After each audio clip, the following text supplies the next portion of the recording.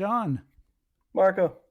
We are here to deliver a message from the RSAC Conference team.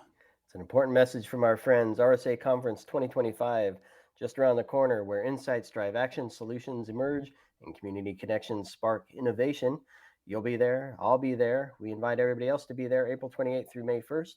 You can secure your spot at rsaconference.com/ITSPMAG25. That's ITSPMAG25.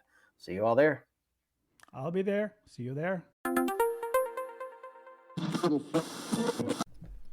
Marco. Sean. Vroom. It's about time. Start I'm already run out of gas once. I'm already halfway there. Run out of gas or battery? No, I don't think the battery is enough. We'll go gas. All unfortunately, right. We're not there yet. I wish, but we're not there yet. All right. We'll manage the risk. We don't want to run out of gas on the way up. We want to arrive safe and sound so we can see all our friends and have some good chats. And speaking of which, we have our good friends from ISACA on with us, Mary, Carmichael, and Dooshima. How are you both? Oh, we're doing great. It's a pleasure to be on the podcast today. Thanks for having us. Of course, we're here to share some excitement and to learn what ISACA is planning on location. I mean, it's a company. We haven't even said where we're heading, Marco. We just said we're driving. We're on our way to RSA. I think at this point people already know, but what if somebody just jump in and it's the first one that they hear from us? So yes, we're going to RSAC Conference for our 11th, 12th, 20th time for you probably. It's always as exciting as the first time for me though. So that's why I don't even think about making the proper introduction. I want to just get down to the point. Get down to business. Get down to business.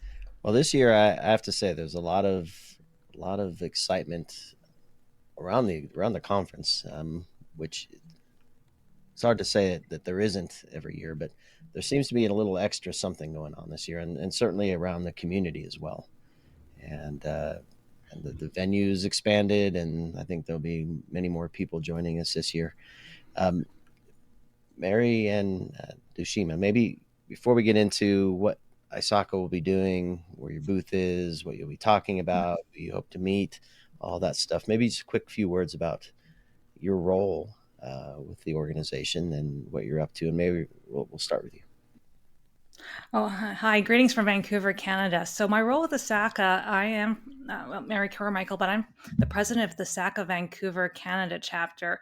So I'm excited to head down to RSA and represent our Vancouver community, but also represent ISACA and the great work we're doing, especially when it comes to our AI resources, whether it's risk assessments, governance, or even audit, but also hearing the results of the Quantum Pulse poll as well. And I think another thing that excites me about RSA is it's my first time, so I'm a newbie. So I hear, Sean, Marco, you've been there 20 times. I'd like to get some tips from you in terms of what's the must do. And also coming from Canada, I'm looking forward to the weather. So I'm assuming there's going to be sunshine. Can you help me? Can you promise me sunshine and some warmth? I cannot promise you sunshine. Come on, Marco. It's San Francisco. I have to say that lately, the last few events, has been really sunny and warm. So hopefully we'll stick with that. Sounds good. Let's stick with that. I'll check the weather as Dooshima tells us a little bit about herself. Right? We've got to know what to pack as we pack up the microphones and all the things we're going to need next week. I'm Dooshima Dabo'Adzuana. I've been an ISACA member for a little over 6 years now. I'm a chapter leader, just like Mary from the Abuja chapter. But right now I'm a researcher in Boise, Idaho at Boise State University. So like Mary, I've been involved with ISACA for as long as I've been a member on various boards and advisory groups, and it's just a great community. So the theme for RSA this year really resonates with both of us. Many voices, one community, and we're just looking forward to gathering in San Francisco. I do want to highlight the one community because actually my background is I'm a CPA. So with the CPA, I've been getting more involved in cybersecurity assessments, the budgeting, the reporting. So it shows that the cybersecurity community has grown, especially the past few years, to include accounting professionals, risk, audit. So it's great to see that trend to show that cybersecurity is broadening in terms of its roles and also its function, like especially the business risk aspects of it?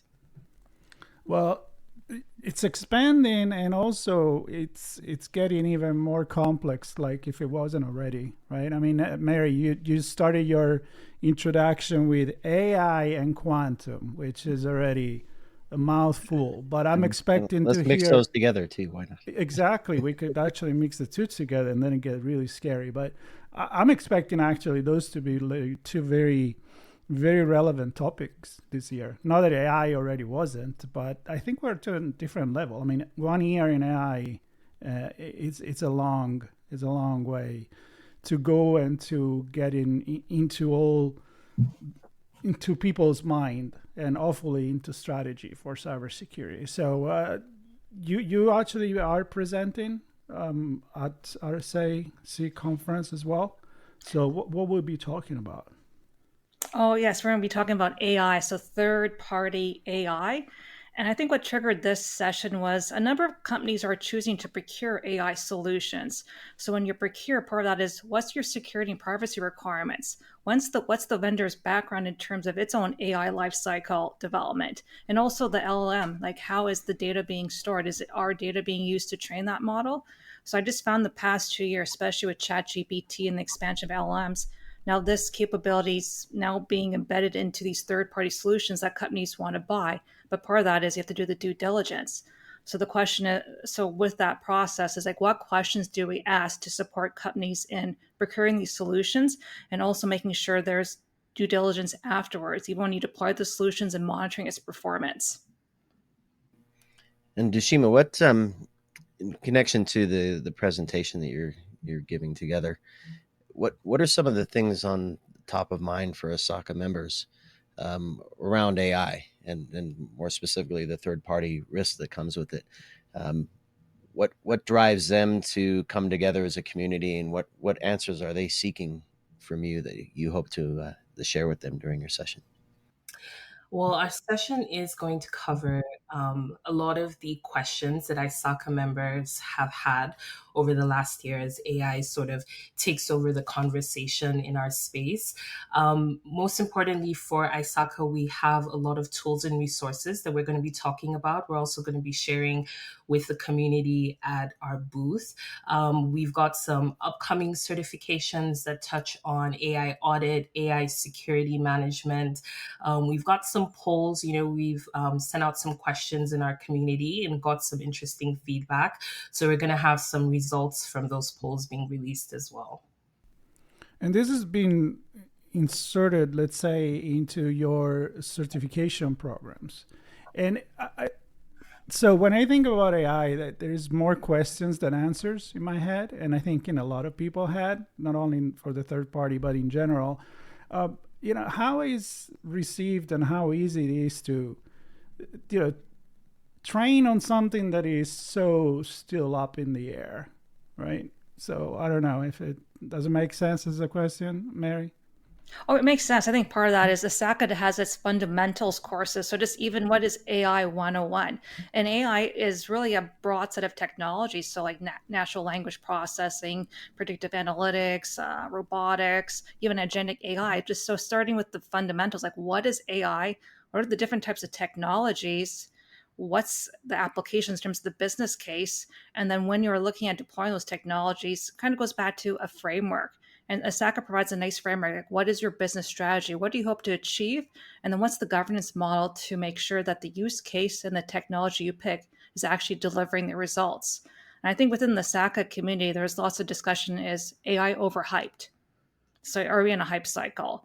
So part of that is just providing our members with education. So when they are going through these AI lifecycle steps, they're able to ask the right questions to confirm that the technology is sound and that the business is in track to achieve its objectives with its use cases. So clearly, the members and the member community are what ISACA is all about, right? So bringing people together and giving them tools and resources and education and the ability to leverage all of those things to enhance and improve their careers. You have your chapter meetings.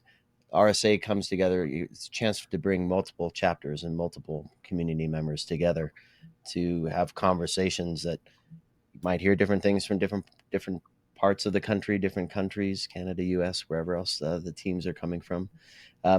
What do you expect the vibe to be like at the booth, which happens to be S2268, so South 2268, the ISACA booth? What do you hope to hear and feel and say and communicate with the members in the booth? So I think definitely there's going to be the ISACA energy, which is fun, which is vibrant. I heard we're going to have a selfie station, so we're going to be able to take, lots of pictures and capture memories. But I think the biggest part of the ISACA community is the conversations. As you mentioned, we have people not coming only from the US and Canada. ISACA has over 220 chapters spread across all the continents. So it's just a melting pot of different voices, leading back to the RSA theme, many voices, one community. So there'll be diversity, there'll be conversations, and there'll be selfies. And this kind of relates to how Dooshima and I first met. So we met at an ISACA conference last year in Phoenix, the North American conference. My first time meeting Dooshima, and we both were speaking about RSA, and we both had an interest in attending. And then here we are a year later, attending RSA for the first time together and presenting. So it kind of shows the power of the community. So like Dooshima, she read several of my articles on risk management on the ISACA blog, and then she spoke to me at the conference. So I do find ISACA is great in terms of spreading ideas. They have the Engage platform for blogging. We also have ISACA Now in the journal. So it's a great platform in terms of sharing your viewpoints, and people do reach out to you and want to have conversations, hear more of your thoughts on topics.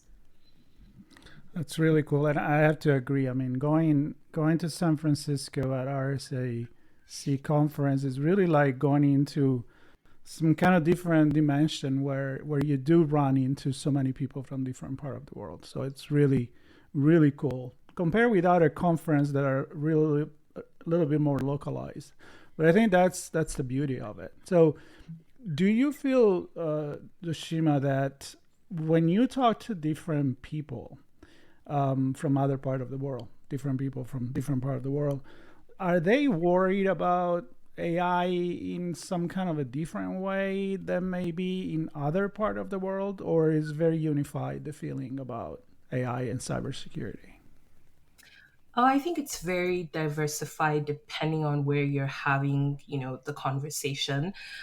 Definitely in North America, it's based around governance and creation of AI. I think in the global South, it's sort of based around use. They're competing priorities.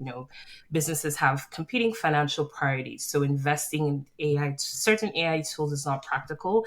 But I think at the baseline, what is consistent in all the conversations is educated. So whether you live in North America, whether you live in Nigeria, whether you live in Japan, we all need to have more education about AI, understand the risks, which Mary and I are going to be covering in our session. And those gaps in terms of education, that's the great thing about ISACA's resources. Depending on your situation, where you are in the conversation, there's a tool or there's a resource that can support you and your needs there. So, very cool. What about the booth? Tell me a little bit more about what people can expect when they come there. Selfies, we know that, hugs, and that vibe, the ISACA vibe. But what else? Do you have demos going on? Do you have anything that they can look into? I think kind of talking about the quantum pulse poll as well, because I think this is an area where there needs to be more education. So last year, the ISACA Vancouver chapter hosted an event on quantum. So part of that is, what is Q Day? Do people know what Q Day is? And that's the day where modern day encryption will be broken. And that may come sooner than expected, especially like 2030 or 2031. So I think part of that is discussing the pulse poll and just sharing the results, and then providing resources in terms of readiness. Have you done a risk assessment on your encryption systems? What's your plan for migration? So I think with the booth, it's there to share information, especially about emerging tech, the AI resources, our certification courses on securing AI as well as auditing, but then then also quantum, that's the next big threat. So what does the Pulse poll say, and how can we support our chapter members in providing guidance to the organizations they work for and next steps in terms of how to avoid a Q day? And Dooshima, anything you want to add to that? Because I also have a question, because we're going to go longer than 20 minutes here. I have another question. Well, what I will add is that you've got to come see us at RSA to get the rest of the answer. I'm going to give you our whole session and all the goodies we're going to have at our booth. So if you want to know more, you've got to come see us in San Francisco. Yeah, and the thing, and then I'm going to let Sean have the last question because he loves that. But first of all, in a special announcement, I just checked the weather, and apparently you're in luck. It gives sun every single day of the conference. So, Mary, you're all good. No, just shy of 70 Fahrenheit. So sunny and beautiful. So that's the good news. Now, my quick question is, I know that, of course, you do so much for people, professional, not only that are already in the community, in the cybersecurity professional community, but also the one that wants to get into the community. And as long as I've been going to RSA, I've been in this industry that I hear about, the skill gap. Where are we standing with that? I was asked this question last week, so it's like the weekly question. I'm actually going to another event tonight. We're having an ISACA Women in Tech event. So that's usually the number one question. It's like, I'm interested in cybersecurity. How do I break into cybersecurity? But also, what's the skills gap? And I do have an opinion about this. I do feel there's a lot of unconscious bias in terms of recognizing people's skills in other jobs and how transferable those skills are. Even me as a CPA, I never started off as a cybersecurity. I just fall into this career. I think just until recently, universities or colleges are now launching cybersecurity courses. So I think part of that is recognizing people's backgrounds. Like even with accountants, we do auditing, we do testing. Those skills are transferable to cybersecurity. So part of that is, I'm not sure if it's just having people be open about experience. And also within Canada, even like with immigrants, part of that is the immigrants with a cybersecurity background are having a difficult time finding work. And part of that is recognizing their overseas experience. So I do think it's a part of a larger conversation. So in terms of being open to people's backgrounds, recognizing the value of transferable skills, and providing a path to support people as they move into this field. And even with cybersecurity, I do want to highlight the work the European Union has done. So the European Union has mapped 12 different career routes for cybersecurity. So if you're interested in this field, here's 12 different pathways, whether it's auditing, risk, SOC, pen testing, so on. Here's the skills you need, and here's the credentials to help support that journey. So I think we need to have more toolkits like that, talking about what a cybersecurity career looks like and helping people identify what is their area of interest and supporting their journey through that career progression. Yeah, the skills gap is probably a whole other episode of the podcast. But the resource that Mary mentioned, they actually do have a lot of frameworks in the European Union that help. ISACA actually worked on another one with the UK Cybersecurity Council, and it has like an interactive quiz where, based on your interests, it sort of sets out the playing field for you. If you're interested in this, these are the skills that you need. This is how to build them up. These are the certifications that map. So to not get overwhelmed, definitely if anyone has any questions or they're wondering which way do I go, start from there, assess your skills with one of these tools or quizzes, and then build from there. It's a marathon journey, like Mary said, she came from a CPA background. I started out in insurance. If you try to learn everything in one day, it's impossible. So it's a marathon mindset, and you build as you grow in your career and as the technologies change. Yeah. I do want to say that cybersecurity has changed a lot. When I look at cybersecurity careers before the pandemic, it was more network based. Not many people were talking about zero trust. Now it's a changing landscape, especially the increased business focus and reporting to the board. So I think we need to have a broader definition of what a cybersecurity career is versus thinking back to network-based pen testing from like 5 to 10 years ago. I like the mindset. Yeah. It's a culture. Like either you're prone to it, like to think securely, and then from wherever you come, you can apply that mindset. Of course, then you need certain skills, but it's not the other way around. So I feel strongly about that. Yeah. Sean, you can go with your last question. Well, probably not a question. I think a few statements. So I think the first thing, and everything you said resonates so well with me in terms of understanding what technologies are being used within organizations. We have new technologies coming. With that comes new exposures and new risks. So understanding all of that is important. AI and quantum, we're speaking to specifically there. And then more broadly speaking, understanding the role of cybersecurity in the business and the different roles and skill sets required for different parts of cybersecurity within the program.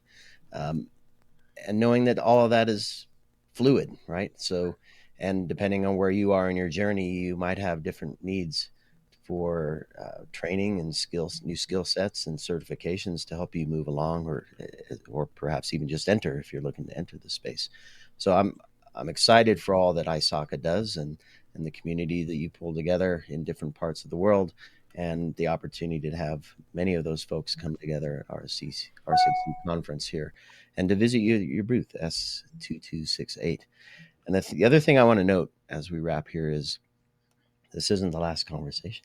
I get to have a chat with Jamie Norton on location next week. And perhaps we'll talk skills, perhaps we'll talk CCOA. We're going to determine what that conversation is going to look like. I think if folks listening to this have questions they want me to ask, let me know via direct message, and I'll pose those to Jamie during the conversation. And then the last thing I'll note is a very good friend of mine who I've known for many, many, many years, Mr. Rob Clyde.